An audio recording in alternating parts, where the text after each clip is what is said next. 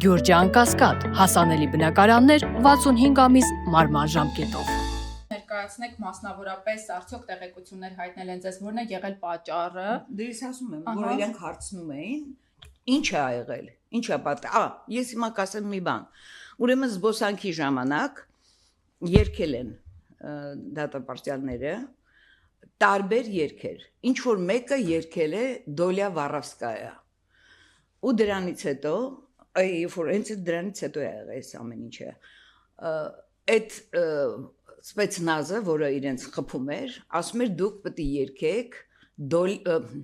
Գասպադա օֆիցերի։ Պատկերացնում եք։ Դա ես ամենայն պատասխանատվությամբ եմ ասում, որ ես մի քանի հոգու հետ եմ խոսել եւ երբ որ բոլորը նույն բանն են պատմում, դու չես կարող կասկած ունենալ այլևս դրա մասին։ Դա ուղղակի, հա, եւ ասեմ ամենակարևորը հիմա ասեմ, որ սա շարունակվում է 1 ամսից ավել։ Եվ մեկը ասեց, որ գոնե սա վերջինը լինի։ Պատկերացնում եք, զինծառայողների ծնողներն են, երբ որ իրենց ворցիները զոհվում են, նրանք են այդ բառերը ասում։ Շատ ազդեցիկ էր եւ շատ ծանր տարա այս մի քանի օրը այս տեղեկությունները։ Եվ սրան հավելեմ նաեւ, որ սպեցնազ կոչվածը, որը ես համարում եմ բանդիտական խումբ, իր արտոնյալ վիճակով առևանգել է դատապարտյալներից մեկին։ Ես կարող եմ հրապարակել անուն ազգանունը Դավիթ Մինասյան։ Երկրորդ օրը դեռ նա չկար տեղում, այսինքն դա ոնց կարող է առևանգել, ոնց կարելի է, չեմ հասկանում ինչա կատարվում, գիտեք։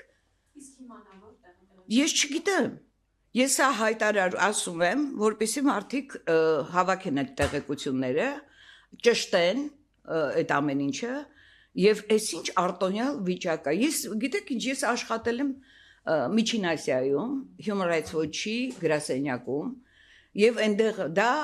բռնատիրական երկիր է Ուզբեկստանը եւ նրանց բանտերը դասվում են անմարտկային բանտերի շարքում, այսինքն այսպեսի կարգավիճակ ունեն ամբողջ աշխարհում։ Նուբարաշենը, ես մյուսների մասին չեմ կարող ասել։ Ես շատ եմ եղել եւ Արմավիրում եւ Սևան քրեակատարողական հիմնարկում, տարբեր, բայց այն ինչ որ կատարվում է Նուբարաշենում,